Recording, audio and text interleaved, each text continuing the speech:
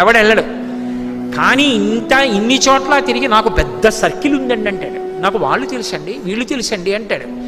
ఆఖరణ ప్రాణం పోయాక వెనక వచ్చేవాళ్ళు ఎవరు రారు అని తన శరీరమే కాలిపోతుంటే చూసుకుని ఏడుస్తాడు. చీకటి పడిపోతే అయ్యో ఓపిక ఉన్నప్పుడు ఒక్క రోజు గుడికి వెళ్ళలేదురా, ఓ ప్రవచనం వినలేదురా, ఓ ప్రదక్షిణం చేయలేదురా, ఓ పూజ చేయలేదురా అని అప్పుడు ఏడుస్తూ ఉంటాడు. ఎవరు ఊరుకోబెట్టేవాళ్ళు ఎవరు ఉండరు.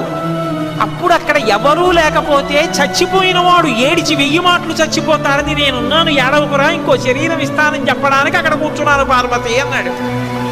ఆయన్ని పట్టుకుని శ్మశానవాసి అని చెప్పి నింద చేయడం కన్నా కృతజ్ఞత ఇంకొకటి ఉంటుందా? అంతకన్నా అసహ్యకరమైన విషయం ఇంకోటి ఉంటుందా?